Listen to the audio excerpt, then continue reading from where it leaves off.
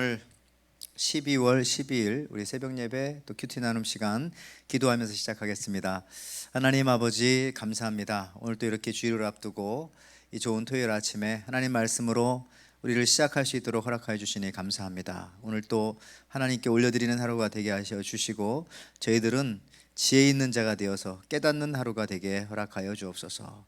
감사드리며 예수님의 이름으로 기도하옵나이다. 아멘. 오늘 말씀은 다니엘서 12장 마지막 장입니다. 1절부터 13절까지 말씀입니다. 그때에 내 민족을 호위하는 큰 군주 미카엘이 일어날 것이요 또 환난이 있으리니 이는 개국 이래로 그때까지 없던 환난일 것이며 그때 내 백성 중 책에 기록된 모든 자가 구원을 받을 것이라. 땅의 티끌 가운데에서 자는 자 중에서 많은 사람이 깨어나 영생을 받는 자도 있겠고 수치를 당하여서 영원히 부끄러움을 당할 자도 있을 것이며 지혜 있는 자는 궁창의 빛과 같이 빛날 것이요 많은 사람을 옳은 대로 돌아오게 한 자는 별과 같이 영원토록 빛나리라. 다니엘아, 마지막 때까지 이 말을 간수하고 이 글을 봉함하라. 많은 사람이 빨리 왕래하며 지식이 더하리라. 나 다니엘이 본즉 다른 두 사람이 있어 하나는 강 이쪽 언덕에 섰고 하나는 강 저쪽 언덕에 섰더니 그 중에 하나가 세마포 옷을 입은 자 곧 강물 위쪽에 있는 자에게 이르되 이 놀라운 일의 끝이 어느 때까지냐 하더라. 내가 들은즉 그 세마포 옷을 입고 강물 위쪽에 있는 자가 자기의 좌우손을 들어 하늘을 향하여 영원히 살아계신 이를 가리켜 맹세하여 이르되 반드시 한때 두때 반때가 지나서 성대 권세가 다 깨지기까지이니 그렇게 되면 이 모든 일이 다 끝나리라 하더라. 내가 듣고도 깨닫지 못한지라. 내가 이르되 내 주여 이 모든 일의 결국이 어떠하겠나이까 하니 그가 이르되 다니엘아 갈지어다. 이 말은 마지막 때까지 간수하고 봉함할 것임이니라. 많은 사람이 연단을 받아 스스로 정결하게 하며 희게 할 것이나 악한 사람은 악을 행하리니 악한 자는 아무것도 깨닫지 못하되 오직 지혜 있는 자는 깨달으리라. 매일 드리는 제사를 폐하며 멸망하게 할 가증한 것을 세울 때부터 1290일을 지낼 것이요 기다려서 1335일까지 이르는 그 사람은 복이 있으리라. 너는 가서 마지막을 기다리라. 이는 내가 평안히 쉬다가 끝날에는 내 몫을 누릴 것임이라. 아멘. 오늘 다니엘서 12장 1절에서 13절 마지막 다니엘서 말씀입니다. 기름으로 기름을 닦는다, 이런 제목입니다. 여러분들, 우리가 이제 다니엘서 마지막에 왔는데 앞서 살펴봤던 것처럼 다니엘서 1장부터 6장까지는 다니엘의 삶과 경험에 대한 내용, 그 다음에 다니엘서 7장부터 이 마지막 12장까지는 다니엘이 받은 묵시에 관한 4가지 묵시에 관한 내용입니다. 어떤 묵시가 있었나요? 바벨론 평지에 서 있는 큰 신상에 관한 그런 묵시가 있었고, 순양과 네 짐승에 관한 묵시가 있었고, 또 순양과 순념수에 관한 그런 묵시가 있었고, 그 중에서 이제 한 뿔에 관한 그런 묵시 등이 있었습니다. 오늘 마지막으로 이제 세상 끝날에 관한 그런 말씀을 오늘 또 해 주십니다. 오늘 본문에 보니까 1절에 그때에 이런 말씀 나옵니다. 오늘 3번 이 그때에라는 말이 나오는데요, 특별히 1절에 이 그때에, 여기서 말하는 그때는 오늘날 우리들의 시각으로 말하면 예수님이 재림하시는 종말의 때를 말한다고 볼 수가 있겠습니다.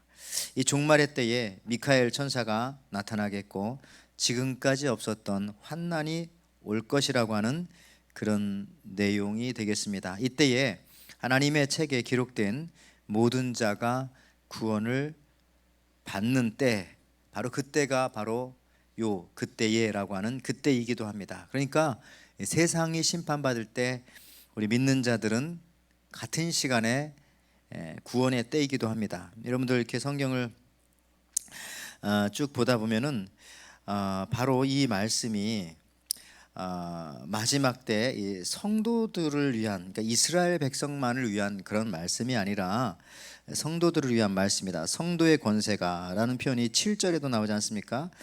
내가 들은즉 세마포 옷을 입고 강물 위쪽에 있는 자가 자기의 좌우손을 들어 하늘을 향하여 영원히 살아계신 이를 가리켜 맹세하여 이르되 반드시 한때 두때 반때가 지나서 성도의 권세가 다 깨지기까지 이니 그렇게 되면 이 모든 일이 다 끝나리라 하더라. 그래서 보니까 성도의 권세, 자 이런 표현들을 놓고 볼 때에 이것이 단순히 이스라엘 백성만을 위한 것이 아니라 이 그때라고 하는 것은 이 마지막 때 하나님의 성도들에 관한 내용이기도 하다라고 하는 그런 의미가 되겠습니다.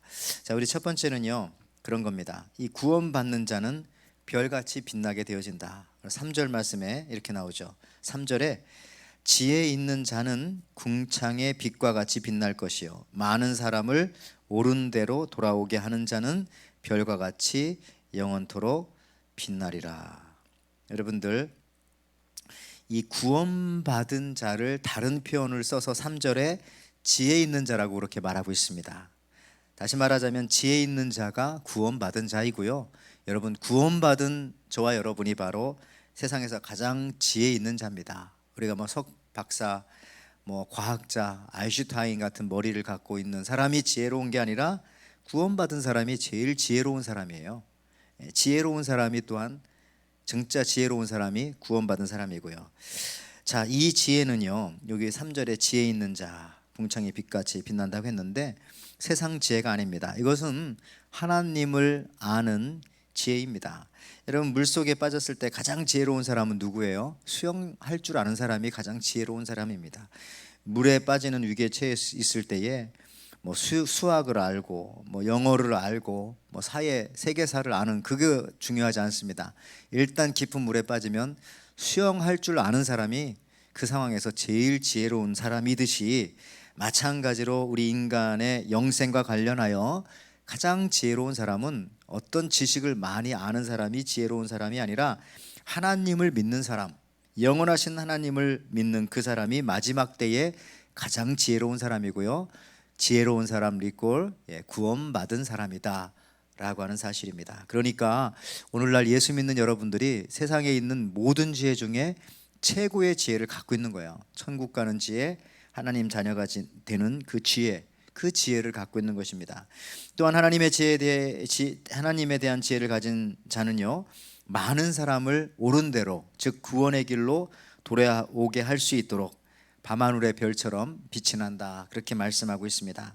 여러분들, 우리가 구원받은 사람들로서 아무것도 안 하는 것 같지만은 그냥 하나님 믿고 구원받은 사람 그 존재 자체로서 우리는 지금 할 일을 하고 있는 겁니다. 그 삶을 살아가야 돼요. 왜 그러냐면은 밤하늘의 별이 어떤 일을 하는 게 아니잖아요. 그냥 밤하늘의 별이 빛나기 때문에 그것을 보고 과거에 많은 사람들은 길을 찾아갔고, 또 항해를 하던 사람들도 그 별빛을 보고 옳은 길을 찾아가듯이 오늘날과 같이 이렇게 어두운 세상 속에서 우리 예수 믿고 구원받은 하나님의 백성들, 우리 크리스찬들이 존재하는 것만으로도 별과 같은 존재가 되어서 많은 사람들을 옳은 길로 인도할 수 있다는 겁니다. 여러분, 그래서 우리가 무엇을 하고 안 하고가 중요한 게 아니라 예수님을 잘 믿는 것 그 자체가 바로 많은 사람들에게 옳은 대로 인도할 수 있는 길의 역할을, 그 빛의 역할을 감당하는 것입니다. 그러니까 저나 여러분들이나 이 코로나 시대 그 무엇보다도 예수님 잘 믿는 거, 이게 제일 중요합니다. 예수님 잘 믿는 거. 여러분, 어떤 목사님은 이런 표현들도 하더라고요. 우리 크리스찬이 무엇이냐, 이정표와 같다. 도로 사인이 있잖아요, 이정표. 왜 그러냐면은 차를 운전하다 보면은 이정표는 늘 있는 그곳에 있다는 겁니다. 비가 오나 눈이 오나 여름이나 겨울이나 봄이나 항상 이정표는 그 도로 사인은 거기에 있는 거예요.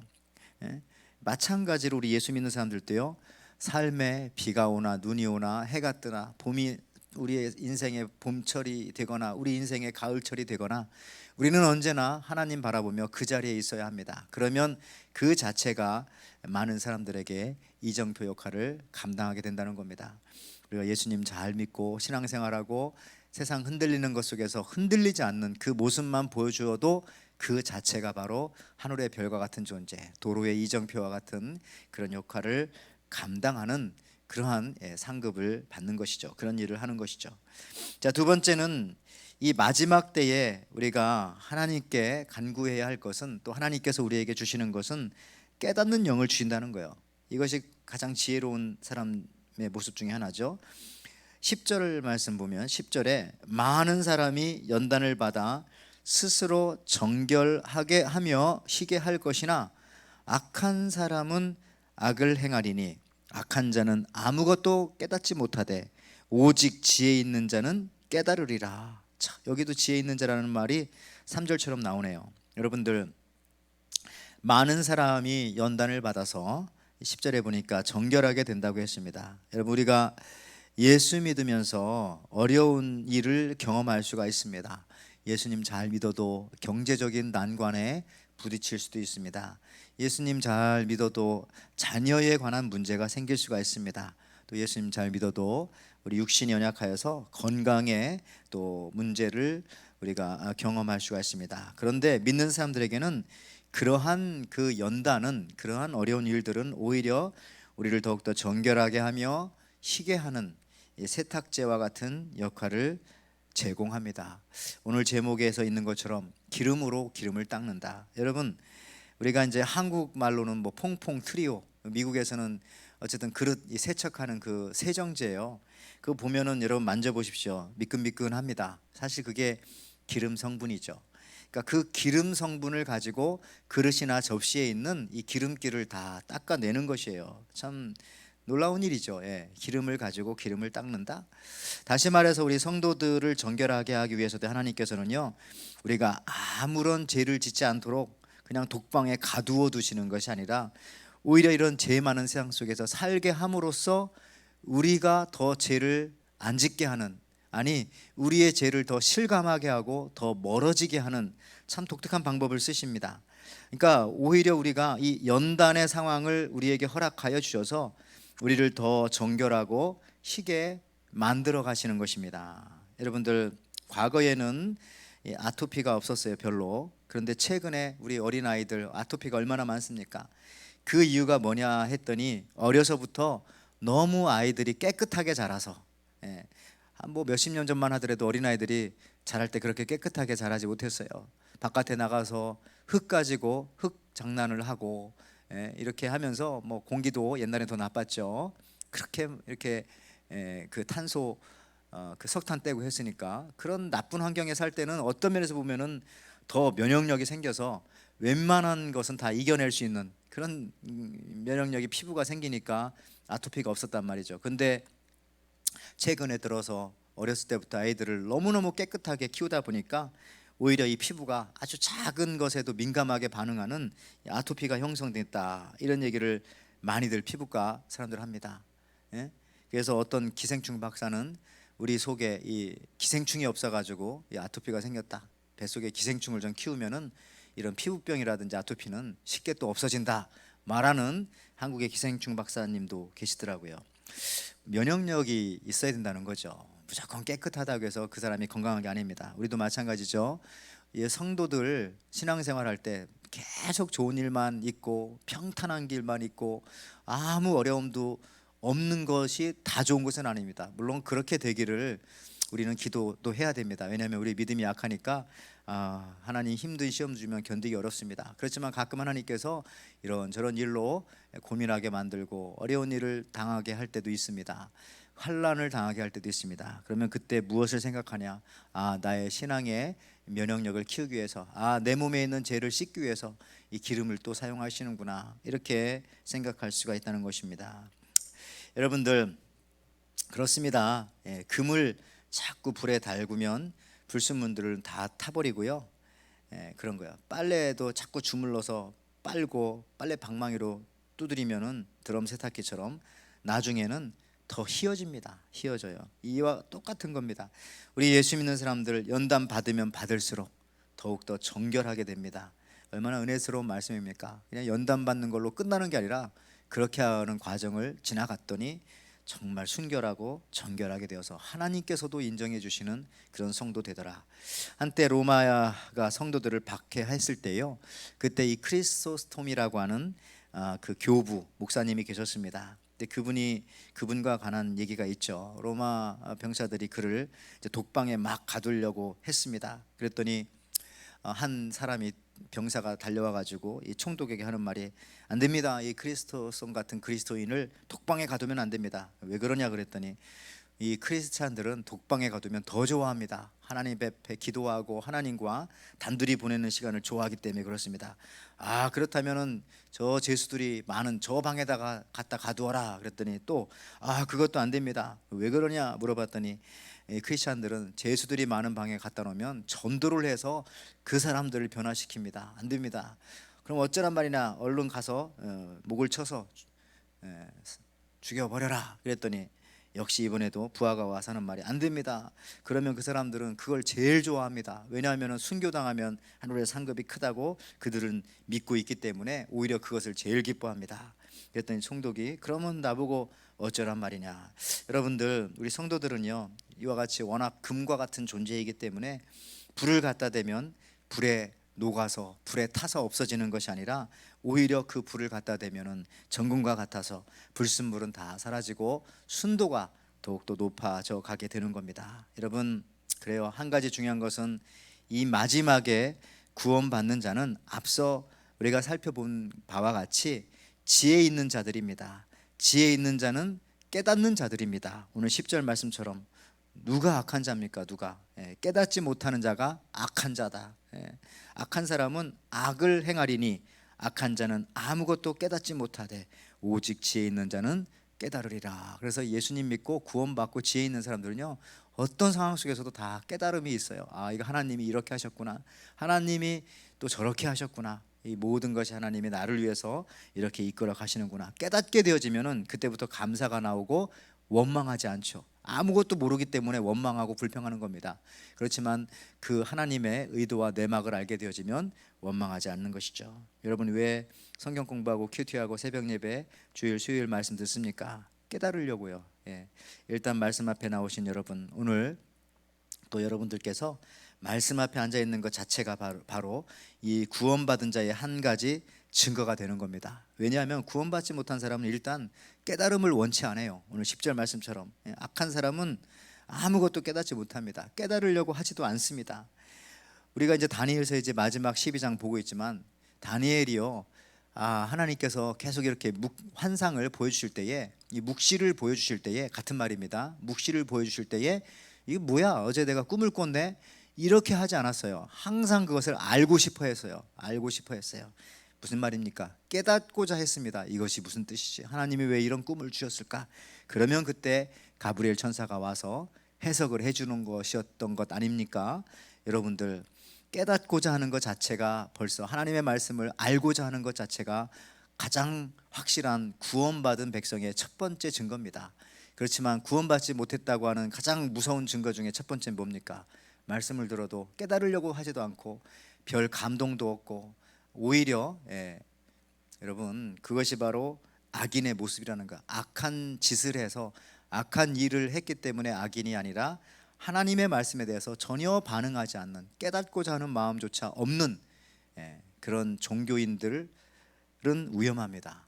여러분들, 저는 이 다니엘서 마지막 마치면서 저와 여러분들, 오늘 또 이렇게 말씀 듣는 사람들은 다 하나님의 말씀을 깨닫고자 하는 열망이 있기 때문에 이렇게 오늘도 이 큐티 말씀 함께 나누는 줄 믿습니다. 구원받는 자는 지혜로운 자이다.